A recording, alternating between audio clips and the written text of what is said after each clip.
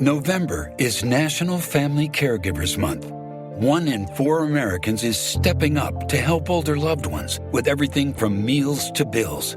Family caregivers spend thousands out of their own pockets each year, and too many have to quit their jobs to keep providing care. Working families can't afford to wait. It's time to care for America's caregivers. Learn more at aarp.org/care-for-caregivers. Paid for by AARP. Welcome to Timeless Wisdom with Dennis Prager. Hear thousands of hours of Dennis's lectures, courses, and classic radio programs. And to purchase Dennis Prager's Rational Bibles, go to DennisPrager.com.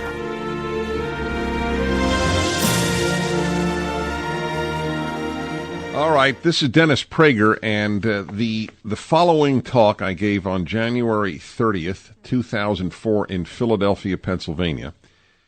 Let me give you the context here, because this is a truly significant audience, to say the least.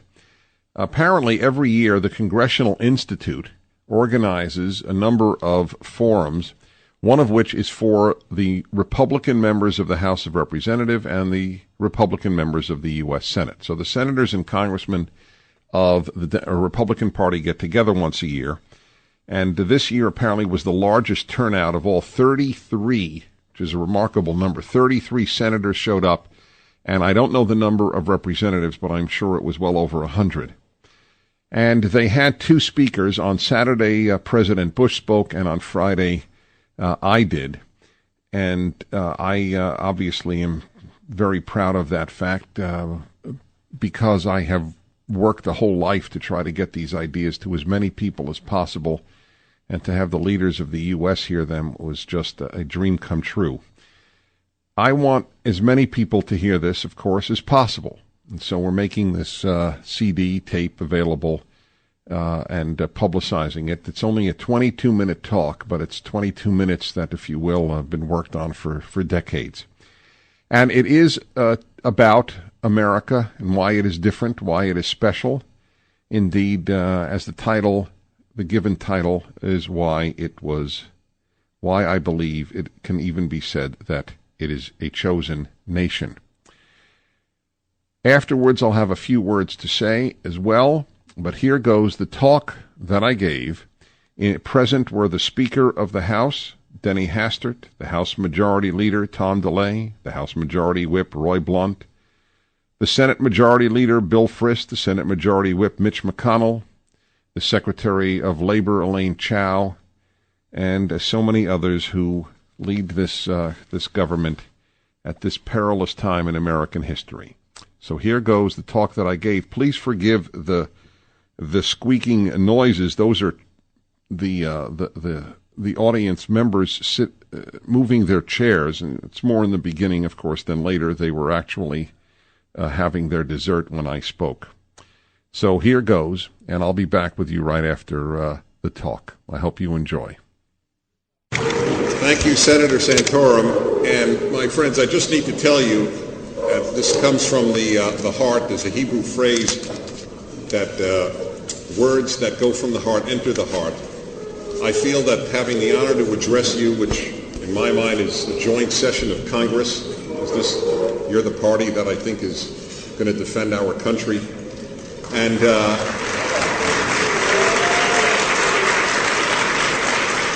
having this honor is like a culmination of my life's work. I have spent so much of my life explaining America to Americans. You see, it's very easy to forget what we're about. It makes sense. You grow up here, you take it for granted. And I realize that what is needed today on every level is to make Americans aware of what the American unique idea is. The title of the talk is America the Chosen. Allow me, before I get into this, and I know I have limited time, but I have to tell you, I was listening to Senator Santorum introduce me, and I got to tell you, I listen to all introductions because they don't always go well. I just got to tell you the one I got at the University of Colorado at Boulder. A young woman got up to introduce me and announced that she had never before spoken in public, which became very apparent in a moment when she was reading it. There was no need to even extemporize And it says in the introduction that Dennis Prager is preoccupied with good and evil. And this is how she introduced me. My pleasure to introduce Mr. Dennis Prager, who is preoccupied with doing evil. How do you speak after that? What do you say? Well, I'm really not preoccupied with doing evil. Anyway, it was a very tough speech. So I want you to know there is an art to giving introductions, and he has it. My friends, this is what I want to tell you about. The uniqueness of this country.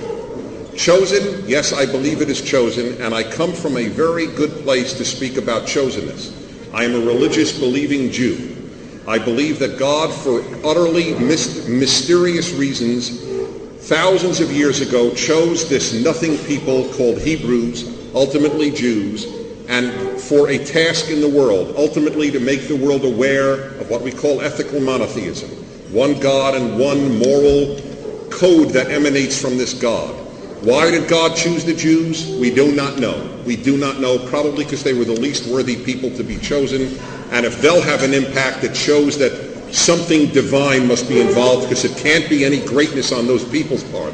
That is my absolute theory on why the Jews were chosen. If you read the Bible, you see they're not terribly impressive. They spend their time complaining, very much, if I may say, like Democrats. It is I think there are a lot of parallels, actually, between the Hebrews in the Bible and Democrats in America, but that's another speech for the next time. My friends, I mean this sincerely. I use the word chosenness with the most deep sense of awe. I believe that the next chosen group is, in fact, this American people. I believe it with all my heart and soul. There is something special about this country, but we can easily lose that sense of specialness if we don't understand why we're different. And I'd like to present to you a simple, but it didn't come simply. It's a lifetime of thinking, of struggling with the issue, why is America different? And I'd like to offer you three bases of this unique difference of this country. We are, number one, the only Judeo-Christian country in the world. Number two, we prefer liberty over any other value. And number three, we believe in the free market. So if you will, Judeo-Christian values, capitalism, free market, and liberty. Let me show you how different that is from all other modes of thought. First of all, Judeo-Christian. Even if you are an atheist, and many of my listeners don't believe in God or in any organized religion, but they recognize that this Judeo-Christian value system is what has made America different. And let me explain it for a moment. You may say, well, why is it different? Weren't there many Christian countries in Europe? Yes, there were, but none were Judeo-Christian. This country manufactured a new idea, Judeo-Christian. There are secular countries, there are Christian countries, of course there are Muslim countries, but there is only one country that from its outset spoke of itself as Judeo-Christian. And folks, it wasn't for Jewish votes. It was because the Christians who founded this nation understood that their origins are Hebrew. Even Jefferson, who was not particularly religious, even Jefferson wanted the seal of the United States. It was his proposal that the Great Seal of America be the Hebrews leaving Egypt. And here is a brilliant parallel. The Jews left Egypt and the Americans left Europe. And never has it been more apparent, the gap between us and Europe, as it has been since 9/11. Thank God we are now realizing how big the gap is. I have taught the Torah from the Hebrew for my entire adult life. A basic central theme is reject Egypt. Egypt was a religion of the dead. This new Torah represented the religion of life. We Americans represent an entirely different outlook on life than do the Europeans. I just had William Shawcross on my show last year, known for his scathing attacks on Henry Kissinger, his scathing attacks on American Vietnam, but he just wrote a book defending us on Iraq, a powerful defense. And he said, I love America. And I said, why do you love America? He's English. because you are the only optimistic people, and you invaded Iraq because of your optimism. We are cynical in Europe. We don't believe that Arabs could be Democrats. You do. You're alone in believing that. And I mean that by small d, obviously. That's optimism. That is a sense that we are propelled by a mission. France has no mission. Germany has no mission. We have a mission. And it comes from the sense of a Judeo-Christian unique difference. And I'll spell it out another way. Those who adhere to this notion that we have a Judeo-Christian value system at our core say something that is uniquely Judeo-Christian. There is a God from whom emanates right and wrong. Please understand, Europe, which is secular, it is not Judeo-Christian, it is not even Christian anymore, doesn't believe in that. Where do values come for the European idea? And half of America is Europeanized now. There is I believe, I say this very frequently, a second civil war we are living right now. And I believe that this is between Americans and European Americans. And I don't mean that racially or ethnically, I mean thinking-wise. Europeanized thinking is different, and it doesn't believe in the Judeo-Christian value system. Therefore, we talk about good and evil and right and wrong, and they don't. I had advisors to Gerhard Schroeder on my show, advisors to Jacques Chirac. I interviewed them from Berlin and Paris, and they were very, very erudite, and their English was perfect. And both of them, on different shows, never heard each other, said, you know, you Americans talk about good and evil. We Europeans don't. And I said, yes, you're right. And that is what we need to preserve here. But the Europeanized American, represented by the Democratic Party, and I don't say this just because you're Republicans, I say this to anybody, I would say it to my Democratic mother-in-law. That's another story. I got to tell you about what happened there. Really, I have to tell you that story later. It's very funny. She got stuck. I'll tell you right now, okay? I'll tell you right now. Imagine my mother-in-law's terrible luck. Here she is a Kansas Christian. And she is her daughter, and she's a Democrat and a liberal. And she finds out her daughter is marrying a Jew in the media from New York. Wow, a relief. And I turn out to be a Republican conservative. Do you understand? I mean, 1 in a million, my poor mother-in-law gets stuck with me. Anyway, what are you going to do?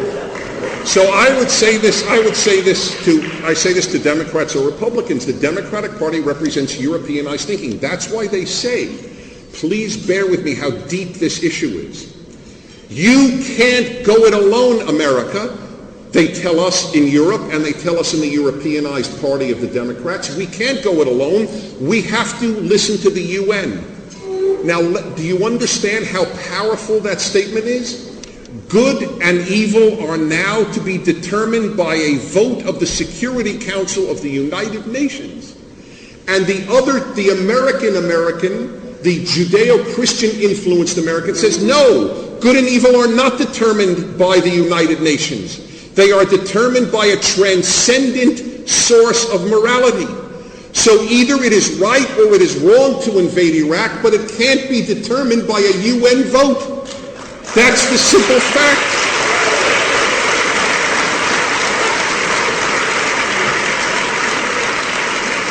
And there is no answer. They have no answer because they realize that this is the case. My God, that's true. We think that Syria should vote on what is right and what is wrong.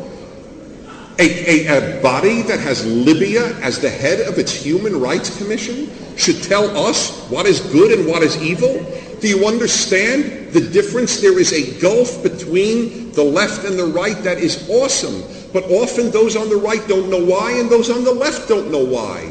But it's based on these three principles that distinguish America. Judeo-Christian values, which believes in a transcendent right and wrong. We are prepared to go it alone.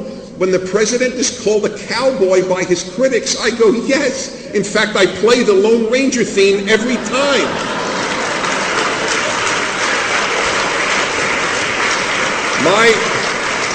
My 11-year-old son is with us, and we bought every Lone Ranger tape. Show it to your kids and your grandkids. We are the Lone Ranger. And it is almost divine, it seems to me, that we have the former owner of the Texas Rangers as the Lone Ranger in the world today. It is eerie. It is absolutely eerie. But it is true. It is not glib. It is true. We are prepared to go it alone because we think we're right. Yes, we do think we're right. Not because we're arrogant, but because how else do you determine right? By UN vote?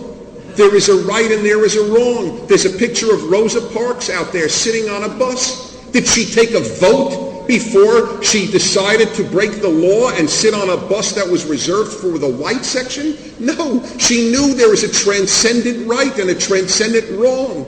There would have been no civil rights battle in this country if we decided consensus makes right and wrong. Right and wrong aren't determined by consensus. So that's number one. We are the one Judeo-Christian country in the world. Number two, we believe in liberty. Europe believes in equality. They are very different. And what do the Democrats talk about? Equality, equality.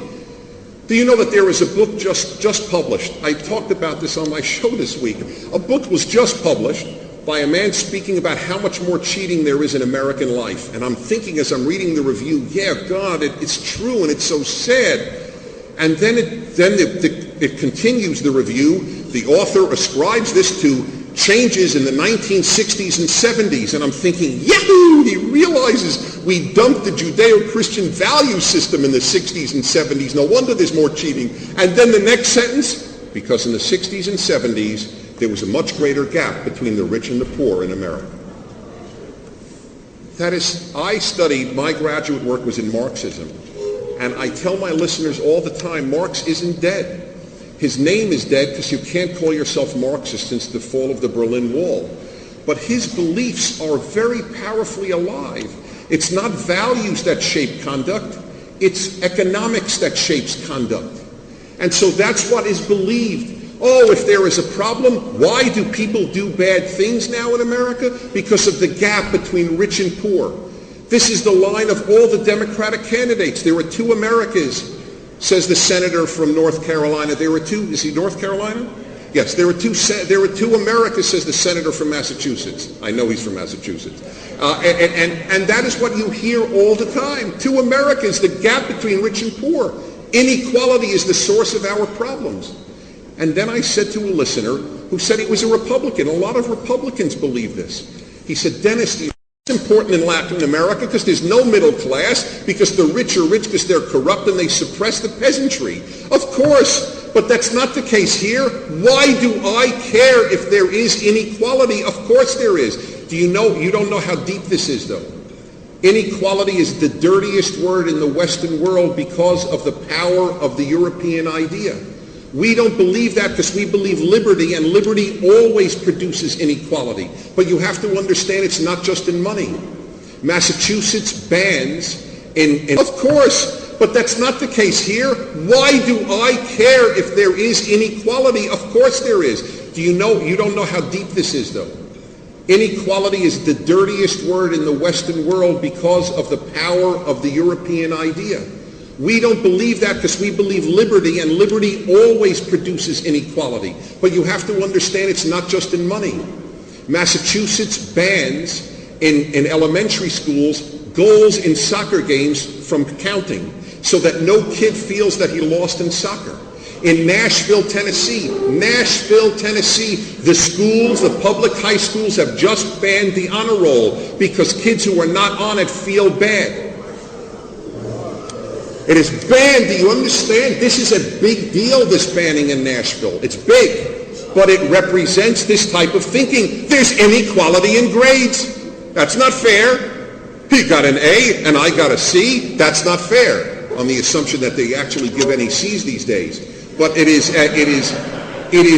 another example. I resent the kid who got an A. I resent the person who makes $5 million. It's a resentment of inequality.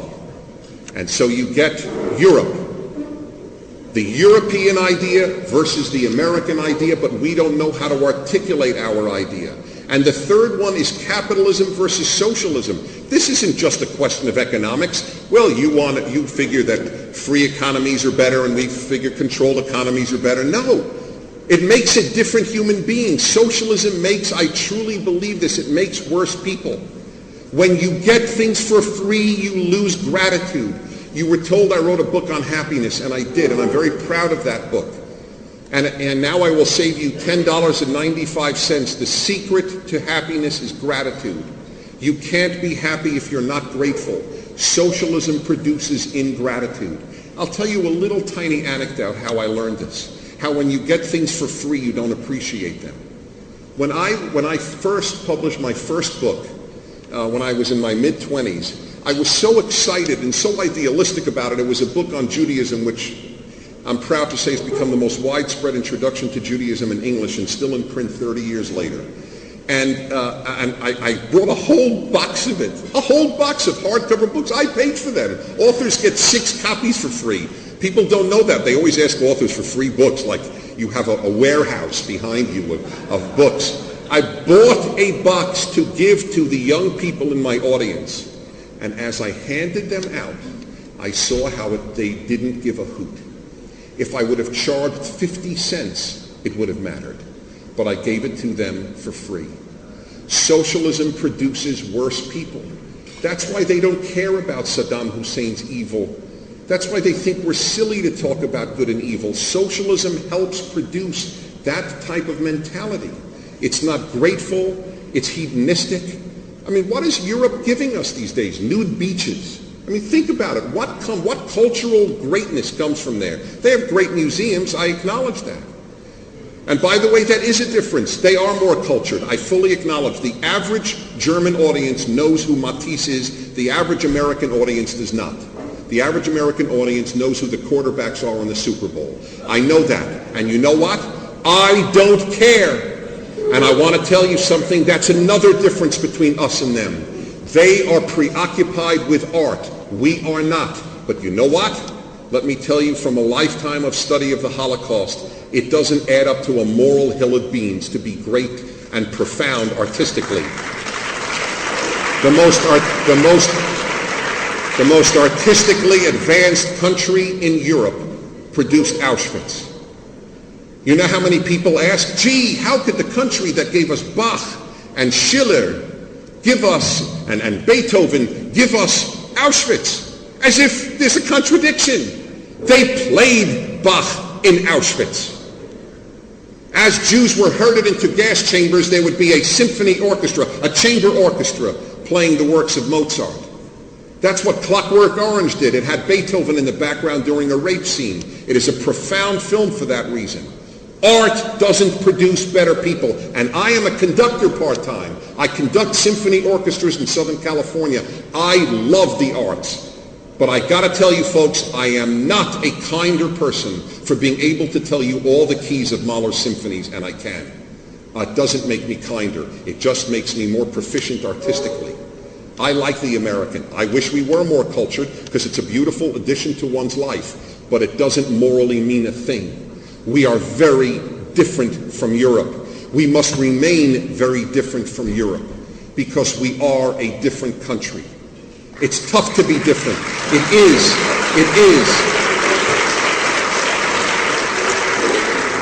So this is my brief message to you because you have a full program. But I just need to tell you because every so often I can only imagine your line of work. Really, I can only imagine it. And you are so deeply involved in the details of the construction of this engine that it's easy to forget sometimes where the train is going. This is a special train. And it's tough to think you're special because it gives you obligations. It's much easier to say, oh, we're not different. Oh, we'll work with our partners and our friends. And as if, by the way, Poland is not a friend. What is Poland? Chopped liver, as my producer puts it? They're with us. Spain is with us. England's with us. But please understand it is a battle and it emanates from our differences. We are Judeo-Christian. We do believe in a transcendent source for morality, not the Security Council. We do believe in liberty over equality, and we should be proud of that fact. And we do believe in free enterprise over the socialist cradle-to-grave welfare system. I explain to my listeners, if you want to understand America, just look at any coin. On one side is in God we trust, and on the other is liberty. And I want to tell you something, and I tell you, most of you are Christians, and I'm a Jew. So I have no axe to grind here in saying this. I want to tell you, my friends, the Christians of America did something unique in the history of the world. They created a deeply religious society which is free. There is no parallel to that in the history of Earth. Overwhelmingly, sad to say, deeply religious societies have not been free, and free societies have not been deeply religious. This is unique. I beg you to know that you are doing holy work, even if you're an atheist. I mean that, and that's why I say words that leave the heart enter the heart. Thank you for this wonderful opportunity to talk to you.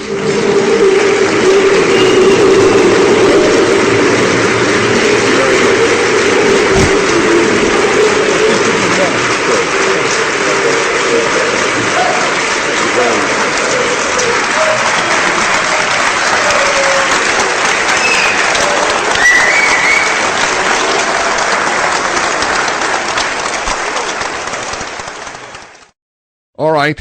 I hope that was meaningful to you. I have developed the case for America more at a greater length in another talk titled The Case for America, and I hope that you will get that, 800-225-8584, or through my website, DennisPrager.com, because this, to me, is the single greatest need in America today, is to understand what we stand for. We won't survive if we don't. I know this from my Jewish history. Jews who stopped understanding what the Jewish mission was stopped being Jews. Christians who stop understanding what the purpose of Christianity is stop being Christians. I mean, this is the way it works. Every generation must be taught what is it that makes our survival significant. I don't think Europeans, for example, by and large, have an answer to that, because I don't think there is that sense of mission there. Belgium wasn't founded on an idea. This is no insult to Belgians. It's just the way it is. But America was founded on an idea, and if we lose the idea, then there's no reason to have America. And that's why I speak of the difference between the Europeanized Americans and the Americanized Americans. And that's why I want these ideas to be taught to kids, and I hope you get these ideas over to your kids, your nephews, your nieces, your grandchildren, your brother-in-law, or anybody else. That's what I am working to do. And if you think this is significant, help me do it. Help me get these ideas to other people through through my writings and through my tapes.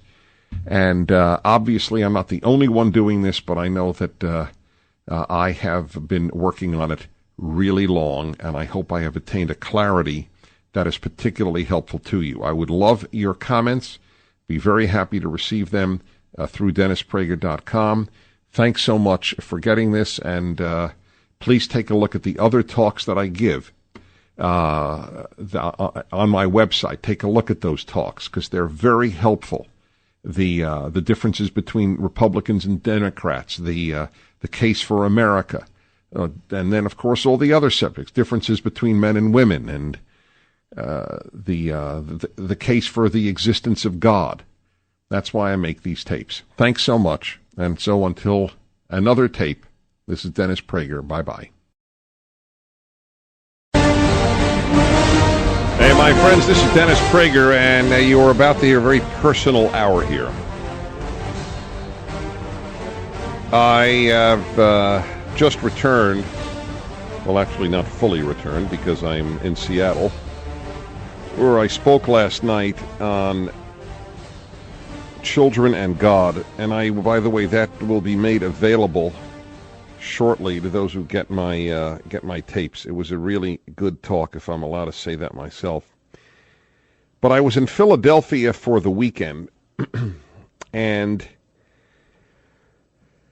I was with my wife and our youngest child, who's 11, and I will tell you, it was one of the most powerful weekends of my life. I mean, there were very few that come close. And well, first let me tell you why I was there, because that too was very powerful to me. I want to tell you about the minute or minute and a half that we had with the president, because it's a very, very touching personal story, if I'm allowed to say that myself. Anyway, I was invited, and this I will tell you. I want you to know this, because I have found that it is very important that I tell you as much as I can about my life and my thoughts, because the more real I am to you, I think the more effective anything I say is. I have always had an abnormally low interest in meeting famous people, celebrities, stars, great athletes. I even as a kid, I never went whenever I went to ball games, I never lined up to get autographs. And I want you to understand, I see nothing wrong in that, nothing whatsoever. It's not that I thought it was wrong. It didn't mean anything to me. And I live in Los Angeles for 28 years, and I have access to, I would say, almost anybody, if I really wanted. I have been invited to many Hollywood parties. I have never attended a Hollywood party. Not in 28 years. And I don't desire to. There's no. I rather go bowling with my son than meet an Academy Award winner. I do not say this to brag, because I don't think it is necessarily brag-worthy. It's not good or bad. It's just a fact. Those things don't matter to me. And I only tell you this so you will understand how powerful this weekend was on two accounts, on why I was brought there and what the there was, and the fact that I would stand in line just to shake hands with President Bush. Just to shake his hand. If I could only say, God bless you, or thank you, or hi, or nothing. So I will tell you about meeting the president in a moment. I was there. The there is every year, once a year, a group called the Congressional Institute sponsors an event whereby the Republican members of the House and the Republican members of the Senate, the U.S. senators and congressmen of the Republican Party, get together and just have meetings. Most of the meetings are separate. There were House meetings and there were Senate meetings, but twice they get together. The senators, and I think there were 33 Republican senators there, and I'm sure well over 100 congressmen, plus all the heads, the majority whip, the majority leader, the Speaker of the House, Denny Hastert, the majority leader and the majority whip in the House. Tom DeLay was there. Bill Frist was there. I mean, it was a who's who of the Republican government. They were all there for the weekend. There were two joint sessions, the dinner on Friday and the lunch on Saturday. I was the speaker at the dinner, and the president was the speaker at the lunch. And if it sounds like I'm boasting, by golly, I am. I am very proud of that fact, because it is my life's work that I felt had this moment of recognition that I could give my ideas that I talk to you about every day, that I could have the most powerful audience in the country present. It meant something to me on a very deep level, that I could make the case for America's uniqueness to the people on the front lines, like our troops. These are, to me, our troops, our Republican senators and congressmen.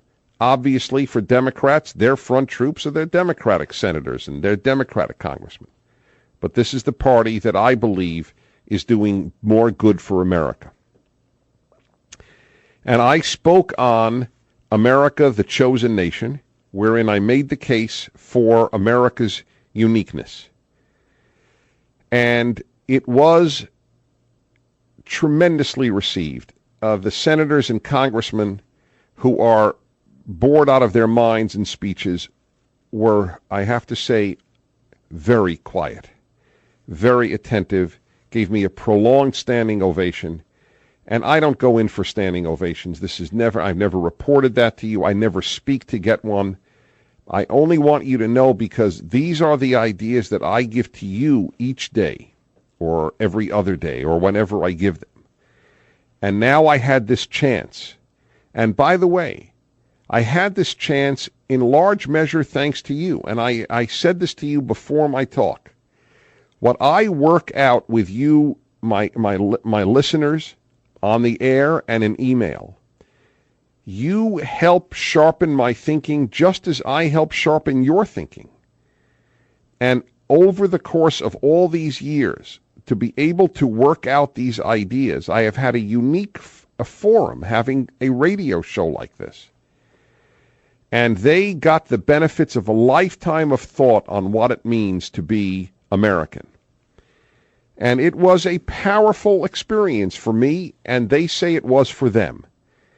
And I hope that this is the first of many such times that I can go to them and bring these ideas like an ammunition feeder, if you will. Because it is very easy, and I said this to them, it is very easy in the daily work of being a congressman or a senator, where it's almost like being in the engine room, and I told them, I used this metaphor. You're in the engine room of a great train, and you are working so hard to make sure that the train doesn't get derailed and keeps going and is safe and is burning whatever it has to burn to be effectively locomotived, if you will, that you almost forget where the tracks lead to. And my task, not being in Washington, is to look from afar and say, look, this is where the train is going. These tracks are special. Now, that talk, by the way, will be available on my website as of late tonight. My talk to the joint session of the Republican Congress. I will tell you about my meetings with some very moving ones, with Catherine Harris, with Orrin Hatch, with Bill Frist, and others, and I will tell you about them. And also about the wives. It was very interesting. My wife got a chance to meet, and as I did, by the way. I was very interested in meeting the wives. They have a special burden, the wife of a politician, as indeed a husband of a politician, but especially a wife for reasons that I can explain later. I will talk to you about that, but I want to talk to you as soon as we come back about the meeting at lunch the next day with the president and the effect that it had on me and how I reacted to it and what my wife and I, unrehearsed, said to the president. Because I assumed, first of all, I didn't assume I'd have even any chance to do anything. Even I wasn't even sure we could shake his hand. But we got a chance to actually talk for a minute. And I want to tell you what we said, and because it had, I believe it touched him, and I will tell you why that's what I chose to say to him as soon as we return.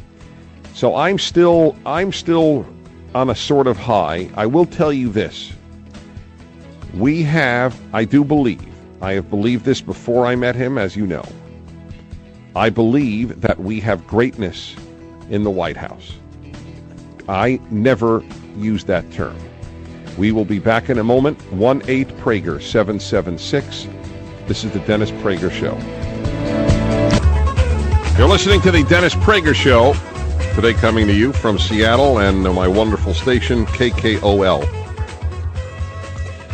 Here in Seattle, last night I spoke at the banquet of a Jewish day school on the subject of God and children.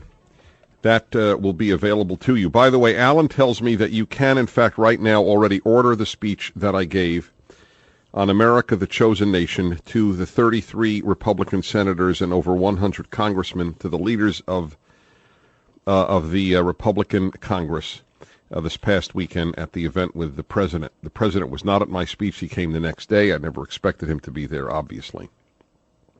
Well, let me now tell you about meeting the president.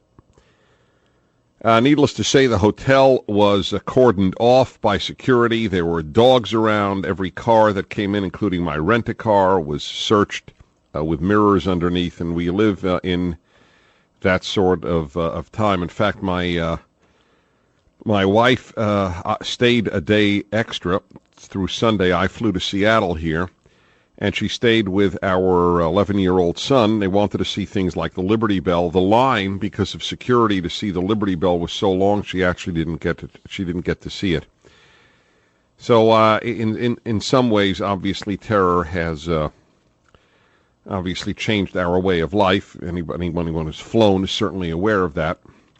We do live in a new world of a new form of evil, where it is the innocent that are targeted.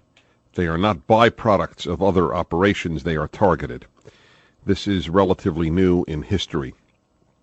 Anyway, back to the president. So it is again, the Speaker of the House is there, the Senate and the House Majority Leaders, the Senate and the House Whips, everybody, almost everybody who's anybody. In fact, I don't know who wasn't there that is a household name Republican in Congress. In the Senate and in the House. President comes and he greets people for about 45 minutes prior to speaking for about an hour, including, I would say, about a half hour of it was questions and answers. It was closed to the press, so I won't report many of the things that he said, because people were there with the understanding that these things would not go out to the press, and I obviously would not compromise that request. But I have conclusions from what the president said that I want to share with you in a moment. Well, we're standing in line, that is my wife, our son, and I, and hoping to get a handshake, frankly. Now, you have to understand, remember I said to you earlier, I have an abnormally low interest in meeting the famous. They don't have any effect on me, because I never confuse fame and significance. I mean, if I were to meet Paul Johnson, who is not that famous except among those who read serious books, I would be a little nervous, frankly. I mean, but not if I met the Prime Minister of Belgium. It would mean nothing to me. I mean, I would be respectful of his office. But or for that matter, Jacques Chirac. But President Bush, I have grown to adore and believe is touched by God, and believe is great. Now, I go out on a limb when I say those things, obviously, because those of you who think the opposite can't think well of me. You think this man, this moron, is great? What's wrong with you, Prager? I mean, a serious part of this country would believe that. If I say this, and I will at campuses, after my cruise, which is coming up with listeners, I will be going to a number of campuses to give talks about America. And I'm sure it'll be regarded as bizarre that somebody would say such things about this president. But you see, let me explain before I say why I think he is great, a great man. And I use that very rarely. No age recognizes, or very often we do not recognize greatness during that period. That's just the way it is. That's the way humans are made. They know of greatness afterwards. Secondly, every great man has enormous numbers of enemies. There is no great person without great enemies. So the fact that there has been no president as hated by a serious percentage of the country as George Bush is, I mean, the Democrats hate the man, which is remarkable when you think about it. They hate him. He's not obnoxious. He is not demeaning. He is quite soft-spoken. It's amazing, but he's hated. He is truly hated. And it makes you realize greatness will always have great enemies. That is the way it is. You can't mention a great figure in history that was not massively hated. You cannot. That's why I worry for him, because his greatness is such that there are people who want to hurt him. There is no question about it. May he be guarded by God and by the Secret Service well. Now, I did not always think this way about the president, as any of you were careful listeners to my program will recall, and I say this with obviously no pride, indeed with embarrassment. I voted for John McCain in the Republican primaries in California in the year 2000. That is how little I knew about George Bush, how I didn't have disdain for him, but I didn't have, and he didn't impress me, and I didn't think he had a chance to win. Well, I was dead wrong, and I will have to analyze why I was so wrong, but that's a separate issue too. The issue here is, you must understand, I didn't start out the admirer and the believer in this man's greatness that I now am. So therefore, I stood in line. This is all by way of explaining why I would stand in line to shake his hand. I wouldn't stand in line to shake almost anybody's hand. I don't have contempt for that idea. It's just, again, not my nature. But I would have done if they asked me to shine his shoes, I would have been proud to shine President Bush's shoes, on his feet or off his feet. My wife, I, and our son, 11-year-old boy, we're standing there. Well, all sons are boys, so that was redundant, but so be it. We're standing there hoping we'll get a handshake. My wife had prepared what words she would say if we got a chance to say anything to the president, and I had prepared mine. And it is very interesting what happened, because it was interesting in that we both said very similar things, and for similar reasons, which I will tell you the moment we come back, and how he reacted. It was a very moving moment for me, and I will never forget it. And we'll post the picture when we get it from Washington up on the website. Again, though, the talk that I gave to the Republican Congress, senators and congressmen, is now available to be ordered on the DennisPrager.com website. Back in a moment. All righty, so here we go. Dennis Prager here, and so now I'm in line to meet the president. This is 2 days ago.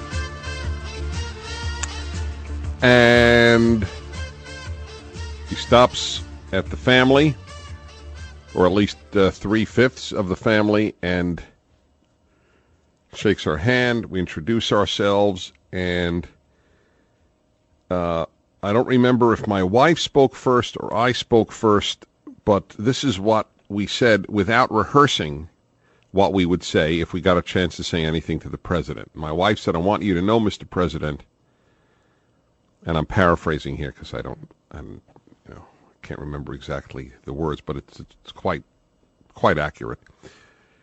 I want you to know that when I light our Sabbath candles every Friday night in our home, every week I include a prayer for you. And he was clearly moved. And in fact, I think that I spoke first. Yes, I spoke first. And I said to him, "Want you to know that at my synagogue each week I include a prayer for you." And then my wife said what she said. And he was, he just didn't move on to the next person saying, "Well, thank you so much." He spoke about how much that meant to him. And he said to us something to the effect that, he said, someone once said to me, why does that mean much to you? And he said that he had said to that person, if you, only those who understand need no explanation, or something to that effect, that those who understand what prayer means to them, they understand, and those who don't. And it was he was so touched, I think, by what we said, that he said, well, may I stand with your family for a picture? And he stood for a couple of pictures with my wife, son, and me. And I got to tell you, I remember the feeling that I was beaming like a kid in the proverbial candy store. I probably had, I will have to see the picture. It may be actually a silly grin because I was so excited.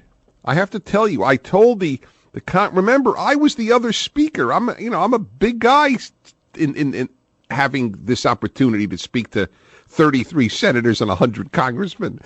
But I was a 7-year-old. And I said it to everybody around, folks. I was like, I looked at Orrin Hatch and others who were around me. But I feel like a 7-year-old meeting Willie Mays and Derek Jeter rolled in one. And I did. That is how excited I was, because I believe I was in the presence of greatness, and I wanted to reach out and say something that might mean something to him, other than it's an honor to meet you, Mr. President, or God bless you, which is all lovely, and anything is lovely. But I wanted him to hear, because I know he hears from Christians so often about how he is in their prayers, but I really wanted him to hear from Jews in whose prayers he was.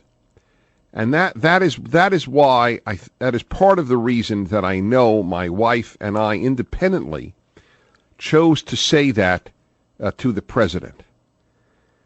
And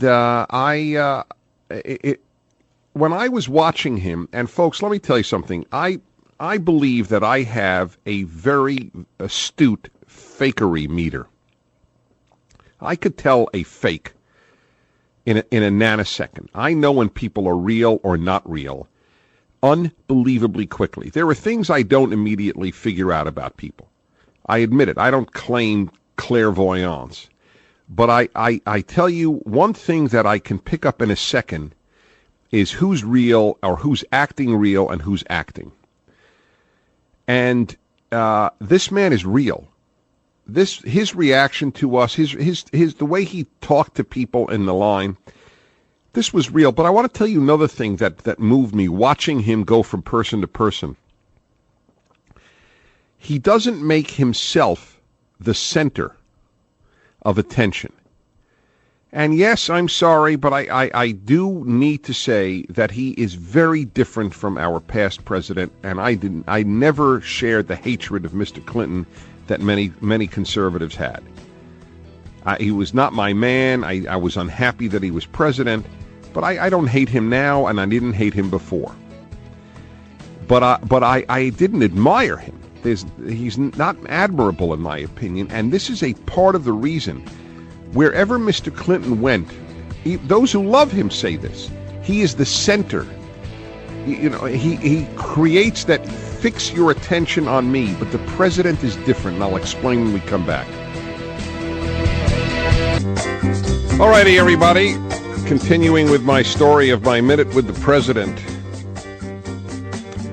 And I fully acknowledge how I am putting myself on the line here, because I'm very vulnerable in what I'm telling you, that it meant that much to me, because it could sound silly to a lot of people. He's spending his time telling us about he met the president for a minute. Big deal. Of course it's no big deal. It's not the credit to me that I met the president for a minute. I'm telling it to you to tell you how much he means to me, that it was a big deal for me to do so, because these things don't mean anything to me as a rule. Well, my wife and I told him what we did. He posed for the picture with us, and I told you I watched him with people and how the realness of this man, and in his comments, which I am not at liberty to fully talk about, although I need to tell you what I took away from listening to him. It's very important that you hear this. But I took away I came away with the sense of a real person. He made reference in his talk to the group to his having been a drinker, and how without having found God and religion, he would not be where he is now. And it was a very, for a president to speak that, a president of the United States. So that would be hard for the president of your local company to say those things to the board of directors of the company. It's very humble of him to have talked that honestly about his own self. This man is, in the truest sense, is humble. Now, we don't understand humility because we confuse it with self-effacing modesty. Alan, I want to do an hour on the definition of humility. We're going to do that one day because it along with hypocrisy, are very profoundly misused and misunderstood words. Humble doesn't mean that you don't know your strengths. In fact, if you don't know your strengths, there's something wrong with you. That's not a credit to you. If you tell I don't know, Derek Jeter, you're good at shortstop, and he goes, nah, that's not humility. That's false modesty. It's nonsense. No, I'm not good at shortstop. I get paid $10 million a year or whatever I get because he likes the name Derek. It's quite good to know what you're strong at, as it's quite good to know what you're weak at. And you should acknowledge it. By golly, if I didn't think that I had something important to say and said it well, why would I have the chutzpah to have a radio show? I have to walk to this microphone every day in the belief that I am good and worthy at what I do. That's not unhumble. It is a real understanding of what you can or cannot do. This man is real. He is real. He is genuine. And he is, now let me tell you, because time is moving on this hour as faster than I anticipated, as odd as that sounds. I listened to him speak. I told you about my reaction to him personally, and how I didn't tell you. I even broke into a sweat. I was actually that excited. I'm telling you, I'm like a child. I admit it. I was like a child. That's how much I adore this man. I believe he is, I use this word now, I think he is a dike. He is the proverbial dike holding back the waters of chaos. Okay? That is how important I believe George W. Bush is. And by the way, let me make something clear. I never felt anything like this toward his father. Never. I was never even an admirer of his father. I was against his getting the nomination. I was unhappy that Ronald Reagan had ever picked him. I found him unimpressive. Now, he's more impressive as a person than I ever knew. But he truly did not. His son is very different from him. Very different. And it is a fascinating story, and I believe that a major part of the difference lies in two arenas. One, that the son is even an evangelical Christian, the father is a mainstream Protestant. And second, that the son has had to battle in his life things like alcohol. I don't know if alcoholism is the official title of what he had, but over drinking.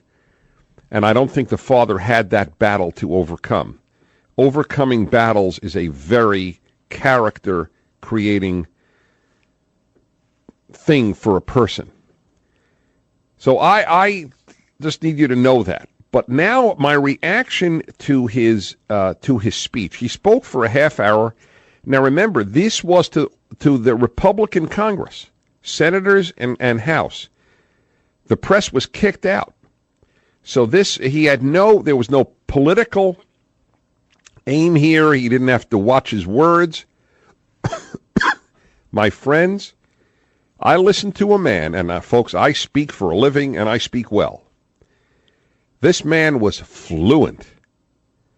He did not have a single note in front of him, spoke full, coherent, powerful, witty, passionate, filled with conviction, rational sentences every time.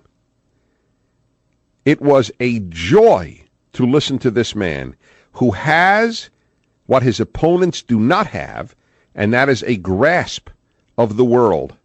That is why he is prepared to, he believes in his understanding of the world and is prepared for America to go it largely alone, as opposed to wait for, quote, a permission slip from the United Nations, to take a line from his State of the Union address.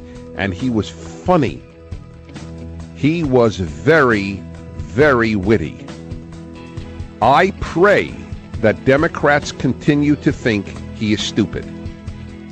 May they all believe that and underestimate this man profoundly. Because let me tell you, folks, I know brains when I meet them.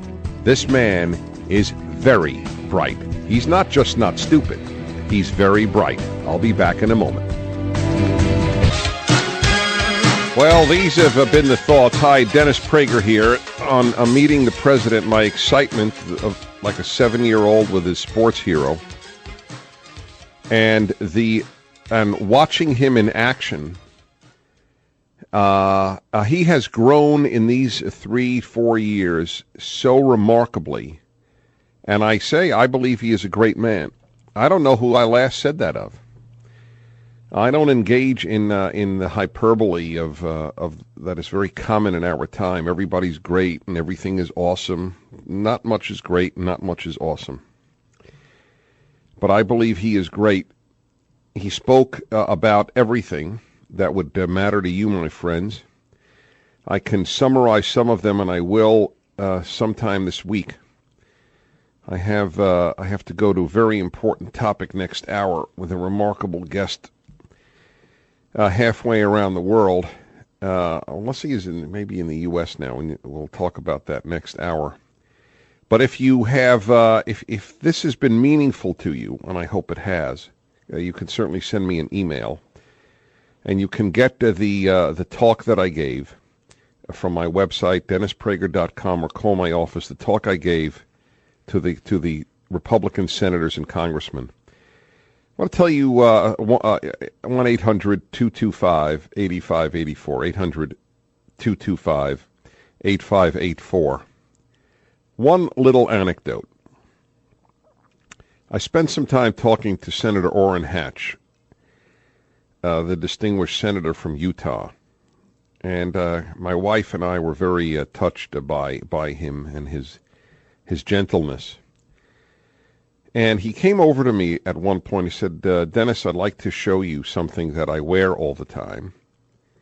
And he unbuttoned one button of the top of his shirt and pulled out a mezuzah. This man, of course, is a practicing Mormon. And a mezuzah is that little amulet-like that Jews have been putting on the doorposts of their houses since the Exodus from Egypt, which has a little part of the Torah scroll inside of it on the house. And he got it in Israel, and I